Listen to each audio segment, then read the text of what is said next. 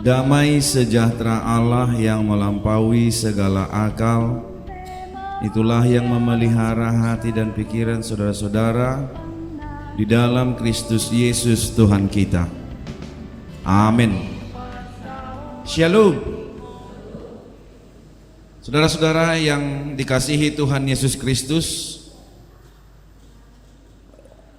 marilah kita membuka Alkitab untuk membaca firman Tuhan yang menjadi khotbah untuk ibadah minggu ini, yang diambil dari kitab Injil Lukas pasal 10 ayat 38 sampai 42. Injil Lukas pasal 10 ayat 38 sampai 42.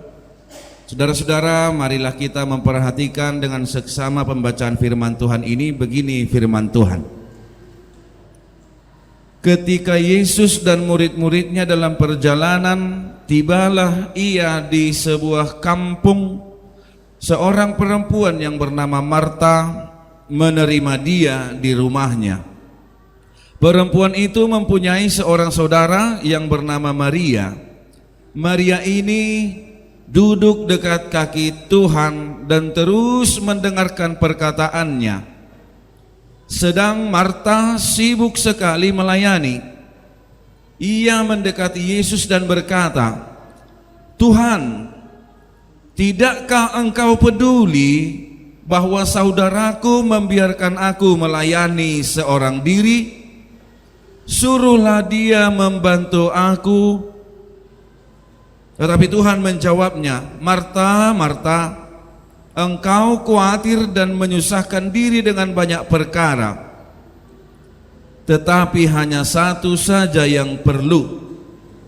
Maria telah memilih bagian yang terbaik, yang tidak akan diambil daripadanya." Demikian firman Tuhan.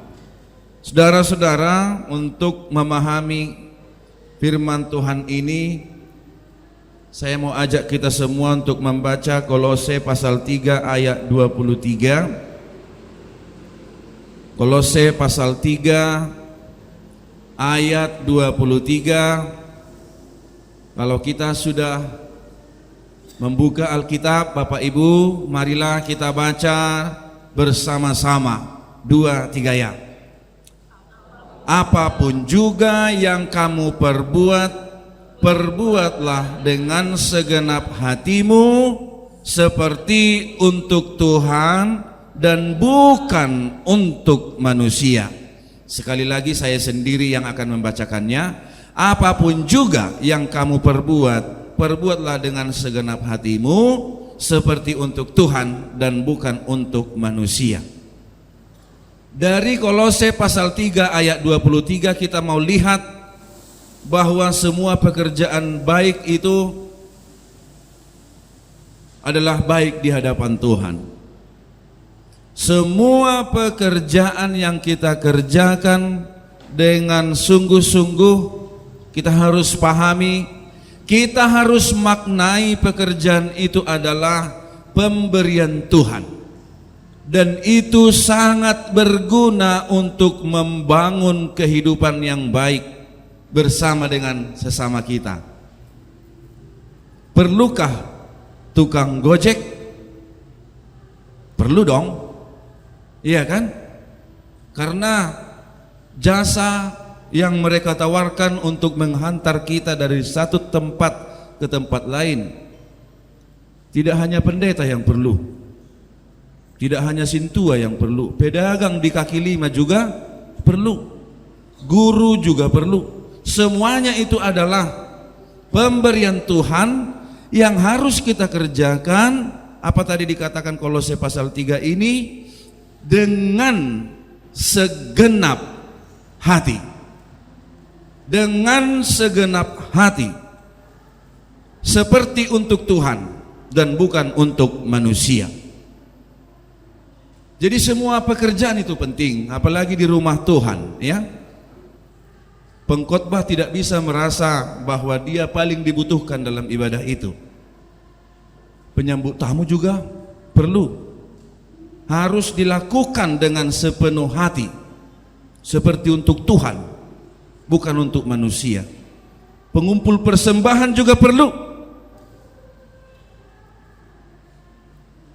Paragenda itu perlu. Tidak hanya di gereja, di sekolah juga, pegawai kebersihan, semuanya itu dibutuhkan oleh Tuhan. Nah, persoalannya adalah motivasi yang mendorong kita untuk melakukan sesuatu itu perlu kita perhatikan kembali. Apakah itu kita lakukan untuk Tuhan atau untuk diri kita sendiri? Karena kalau suatu pekerjaan kita lakukan untuk diri kita sendiri, maka kita akan mengutamakan kepentingan kita. Iya. Kalau suatu pekerjaan kita lakukan untuk diri kita sendiri, kita pasti mengutamakan kepentingan kita. Jelas itu. Salah satu contoh, kita beribadah sekarang untuk siapa ini? Untuk Tuhan. Kalau kita beribadah untuk Tuhan, pastinya kita akan memuji Tuhan, mendengarkan firman-Nya, tidak cakap-cakap, tidak nengok handphone. Itu namanya beribadah untuk Tuhan. Iya kan? Betul nggak? Kita datang beribadah dengan motivasi yang benar dan melakukannya seperti untuk Tuhan, pasti kita mengikuti ibadah dengan sungguh-sungguh dari awal sampai akhir. Kita tidak akan terdistrak oleh, bahkan ketika orang lain mengajak kita cakap-cakap, nanti setelah ibadah kita mau ibadah, nanti kita cakap-cakap, pasti gitu. Kalau benar motivasi datang beribadah untuk memuji Tuhan. Tetapi kalau untuk kepentingan kita sendiri, ya kita pasti menyelesaikan apa yang perlu. Kita mau ada yang menyampaikan sesuatu kepada sesama kita, padahal sedang berdoa misalnya, kita pasti sampaikan itu, karena yang kita utamakan adalah kepentingan kita. Kita mau mengatakan sesuatu kepada sesama kita, itu kepentingan kita kan? Nanti begini ya, padahal sedang berdoa misalnya itu ya. Jadi motivasinya itu sangat perlu untuk kita koreksi. Apa tujuan kita datang beribadah? Dalam hal lain juga, kita percaya bahwa pekerjaan kita adalah anugerah dari Tuhan. Buktinya apa? Setiap orang mendapat pekerjaan, dia bahagia sekali. Terima kasih Tuhan, thanks God, katanya kan, kalau dia dapat pekerjaan. Bahkan ada yang memberikan ucapan syukur kepada gereja. Aku telah mendapat pekerjaan, ini berkat Tuhan. Aku mengucap syukur kepada Tuhan melalui gerejaku, HKBP Petra misalnya. Ya. Tetapi ketika misalnya dia mengerjakan sesuatu dengan sungguh-sungguh, lalu dia melihat rekan sekerjanya, rekan satu kantornya malas, dia ikut-ikutan malas,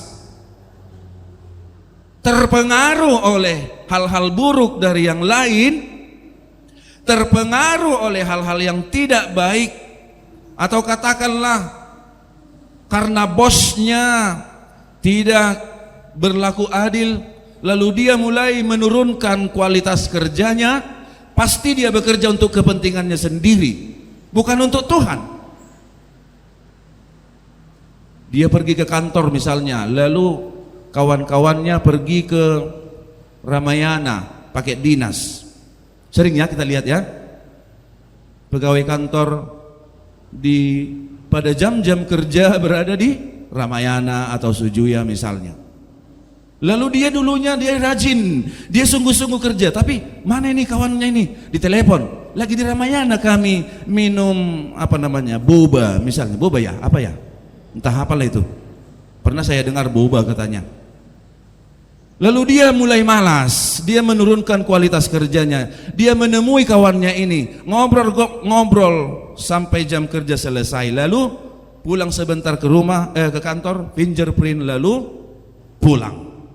Nah, itu pasti dia bekerja untuk kepentingan dirinya sendiri. Masa cuman kawanku aja yang bisa? Masa aku tidak bisa, katanya ya. Dia terdistrak, dia terganggu, dia terkecoh oleh saudaranya, sehingga fokusnya, kesungguh-sungguhannya, keseriusannya jadi terganggu. Dia jadi berubah motivasinya. Di awalnya, terima kasih Tuhan, pekerjaan ini kudapatkan darimu, inilah yang kupunya, hati sebagai hamba yang mau taat dan setia. Mantap sekali kan? Tetapi terganggu oleh orang lain. Bagus tadi lagu Naposo Bulung itu. Tapi betul-betul taat dan setia enggak kalian ya? Amin. Mudah-mudahan ya adik-adik ya, setia dan taat dalam ibadah ini, dalam pekerjaanmu, dalam sekolah, sehingga saudara-saudara menjadi orang-orang yang sukses. Demikian juga dalam tubuh gereja. Amang-amang calon sintua kita ini minggu depan akan menerima tahbisan. Ada yang begitu, ya tunggu menerima tahbisan lah. Dimau-mauin aja lah dulu kemauan senior, dimau-mauin aja lah dulu kemauan pendeta, dimau-mauin aja dulu kemauan jemaat. Kalau sudah menerima tahbisan, sudahlah, sudah sama katanya kan. Ngamar tohona B. Apakah akan begitu? Kita lihat nanti. Itu kalau berdasar, berangkat dari motivasi yang benar, dia pasti taat dan setia. Dia memiliki hati sebagai hamba, taat dan setia sampai kesudahannya. Jadi itu maksud Paulus, sahat ula tohonan mi, katanya, tunaikanlah tugas panggilanmu. Artinya itu adalah tidak hanya ketika ada yang kita rindukan, kita setia. Setelah yang kita rindukan itu telah kita dapatkan, kesetiaan itu akhirnya sirna, hilang. Bapak Ibu, dalam nas firman Tuhan hari ini kita lihat Maria dan Marta, Marta dan Maria. Marta anak pertama, Maria yang kedua, yang ketiga Lazarus laki-laki. Ketika Yesus singgah melewati kampung itu, Marta mengundang Yesus dan murid-muridnya datang ke rumahnya untuk menjamu mereka. Ya, pekerjaan menjamu ini sungguh baik, amang inang ya, apalagi pada pekerjaan-pekerjaan Tuhan. Apalagi pada pekerjaan-pekerjaan Tuhan.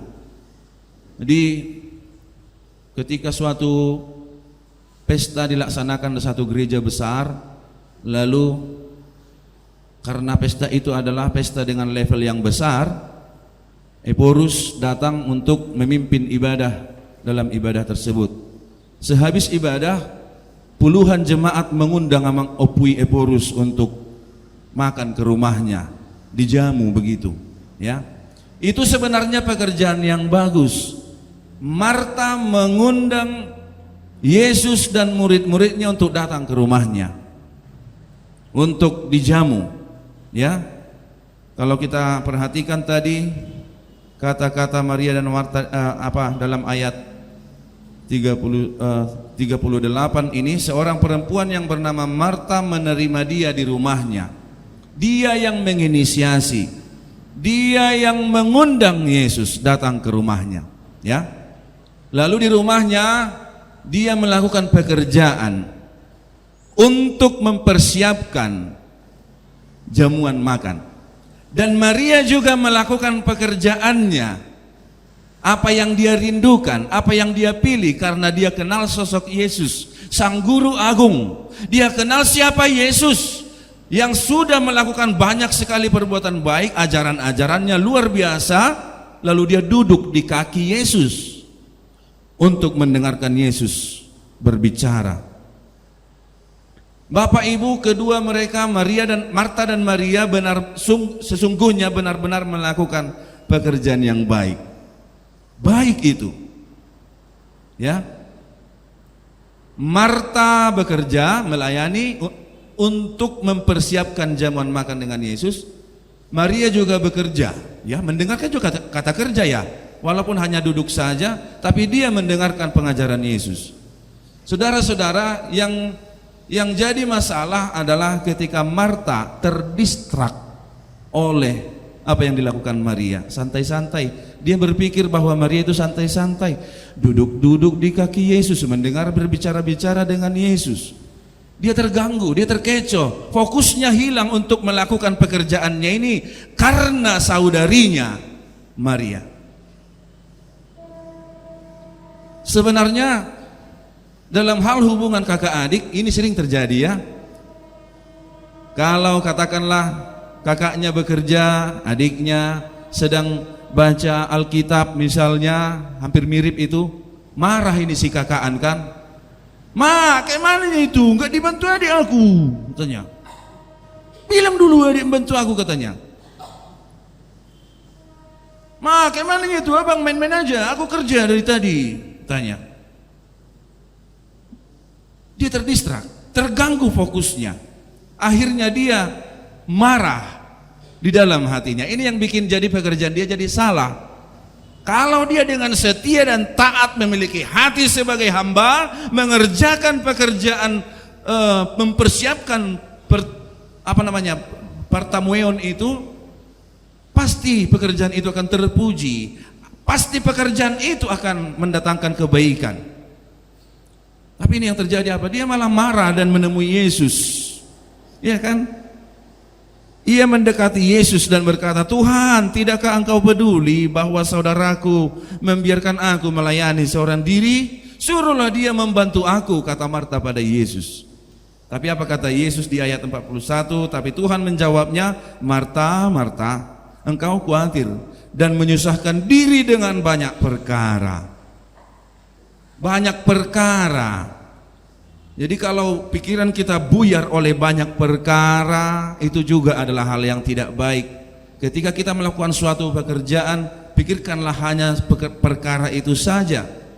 Nanti ada waktu lain untuk memikirkan perkara yang lain. Dia memikirkan kesungguh-sungguhannya bekerja dan kelelahannya, lalu dia memikirkan perkara ketaatan seorang adik kepada kakaknya. Makanya dia terganggu. Aku kan kakaan, kenapa dia tidak membantu aku, pikirnya. Lalu dia mengatakannya pada Yesus. Saudara-saudara, Yesus mengatakan kalimat terakhir yang indah dalam nas firman Tuhan ini, tetapi hanya satu saja yang perlu. Maria telah memilih bagian yang terbaik, yang tidak akan diambil daripadanya. Apa bagian yang terbaik itu? Mendengarkan firman Tuhan, duduk di bawah kaki Yesus, merendahkan diri. Dia merendahkan diri. Dia duduk di bawah kaki Yesus dan tidak terganggu. Dia fokus. Dia setia mendengar, menjadi murid, discipleship. Dia menjadikan dirinya murid di bawah kaki Yesus. Jadi bagian yang terbaik itu adalah ketika dia fokus mendengar firman Tuhan. Kalau kita tanya persentase, kira-kira saya tidak tahu sebenarnya, kira-kira berapa persen lah kita yang fokus mendengar firman Tuhan pada ibadah hari ini ya. Kita tidak tahu, biarlah Tuhan yang tahu, karena kadang-kadang kita tidak tahu apa yang ada di hati orang. Hatinya, badannya di sini, hatinya di tempat lain, kan begitu ya. Nah, yang terjadi adalah Marta menyombongkan pekerjaannya, Maria fokus dan sungguh-sungguh mendengar Yesus. Itulah bagian yang terbaik itu. Nah, Bapak Ibu, kesimpulan firman ini adalah seperti yang tertulis pada topik minggu, memilih bagian yang terbaik. Amanginang, kita tentu sudah dibekali minggu lalu dengan istilah memilih kehidupan. Itu khotbah minggu lalu ya. Pilitma hangoluani. Yang menarik dalam pasal 10 ini adalah kalau kita lihat di ayat 10, di pasal 10 ayat 1, kemudian daripada itu Tuhan menunjuk 70 muridnya yang lain. Di bahasa Batak dikatakan Yesus memilit. Pasal 10 dibuka dengan kata memilih, Diakhiri juga dengan kata tetapi hanya satu saja yang perlu, Maria telah memilih. Diakhiri dengan kata memilih. Pasal 10 ayat 1 memilih, Yesus memilih murid-muridnya. Pasal 10 ayat terakhir ayat 42, Maria memilih. Nah, memilih ini sungguh perlu, Bapak Ibu. Maka yang penting adalah bagaimana kita bisa memilih bagian terbaik dari antara yang baik. Semua baik, semua pekerjaan itu baik, tapi kita harus fokuskan pekerjaan kita itu. Apakah dia akan menyenangkan, membahagiakan jiwa kita atau membahagiakan daging kita? Apakah dia akan memuliakan Tuhan atau memuliakan diri kita sendiri? Ini yang perlu. Pekerjaan itu baik sekali lagi, tetapi pilihlah apakah pekerjaan itu akan menyenangkan jiwamu atau menyenangkan pikiranmu, hatimu, tubuhmu. Atau pekerjaan itu apakah akan memuliakan Tuhan atau memuliakan diri, memenuhi keinginanmu. Seperti Maria dan Marta. Yang menjadi pilihan kita adalah lakukanlah segala pekerjaanmu dengan segenap hati, seperti untuk Tuhan dan bukan untuk manusia. Fokus saja. Kalau kita sedang berlomba, semuanya pasti berlari, ya. Bahkan ketika orang lain sudah lelah dan tidak sanggup lagi berlari, kita pasti terus berlari, pasti itu. Karena kita tahu apa yang kita harapkan di sana adalah sebuah kemenangan. Tetapi kalau kemenangan kita mengenai kehidupan kekal, sering kita tidak sadar bahwa hati kita dan kedagingan kita, ketika kita mengerjakan sesuatu pekerjaan yang baik, orang lain bermalas-malasan, kita terdistrak dan ikut bermalas-malasan. Maka saudara-saudara, firman Tuhan ini, pilihlah bagian terbaik. Seperti Maria, dia sungguh-sungguh, tidak main-main, dia serius, dia fokus, dia merendahkan diri di kaki Yesus dan mendengarkan segala perkataannya. Lakukanlah semua pekerjaanmu seperti untuk Tuhan dan bukan untuk manusia. Kiranya Tuhan memberkati kita sekalian. Amin. Kita bersatu dalam doa. Bapa di sorga, terima kasih kami ucapkan atas penyertaan-Mu sehingga kami dapat merasakan kehidupan yang penuh sukacita. Kami yakin dan percaya hidup kami, tubuh kami, jiwa kami, bahkan pekerjaan kami, saudara-saudara kami, dunia ini semuanya itu adalah bersumber daripada Tuhan. Maka Tuhan menginginkan kami supaya kami menjadi hamba yang setia, yang taat, yang mau melakukan pekerjaan-Mu dengan sepenuh hati, pekerjaan yang Tuhan perintahkan untuk kami kerjakan, sehingga semua pekerjaan itu menghasilkan yang baik dalam persekutuan kami dengan sesama, demi kemuliaan Tuhan, bukan kemuliaan kami. Terima kasih Tuhan, biarlah firman-Mu menjadi penuntun kehidupan kami, di dalam kami menjalani kehidupan ini. Terima kasih Tuhan atas penyertaan-Mu kepada semua jemaat-Mu.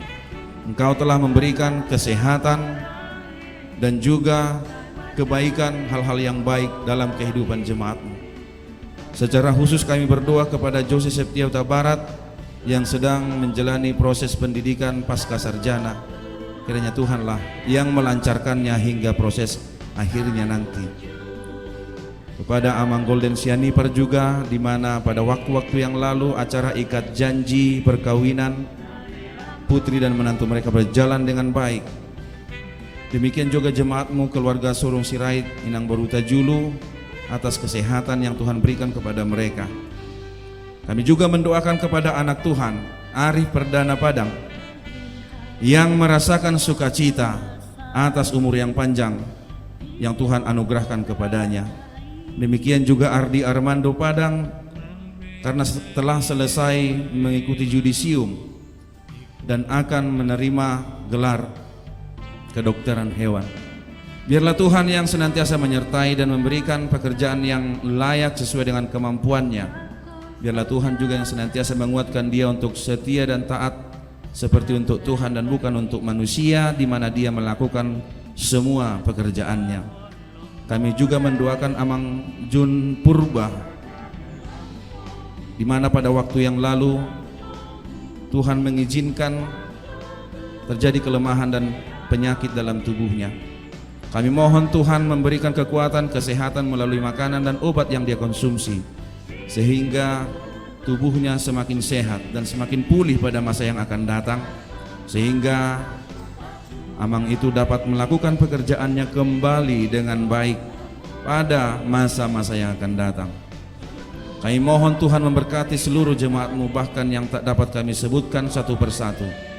Biarlah kami semua senantiasa menyadari betapa banyak berkat yang Tuhan berikan bagi kehidupan kami, sehingga kami dapat membuahkannya melalui pekerjaan-pekerjaan baik, saling menolong, saling mengasihi, saling membantu, dan menghilangkan dendam iri hati dan juga gangguan-gangguan sosial seperti yang dirasakan oleh Marta, sehingga kami tetap fokus melakukan segala pekerjaan baik demi kemuliaan nama Tuhan. Terima kasih Tuhan, berkati seluruh jemaat-Mu ketika kembali ke rumah masing-masing nantinya, dan berkati juga para hamba-Mu, para halado, untuk melanjutkan pelayanan pada ibadah minggu siang demi kemuliaan nama Tuhan. Dalam Yesus Kristus kami berdoa, amin.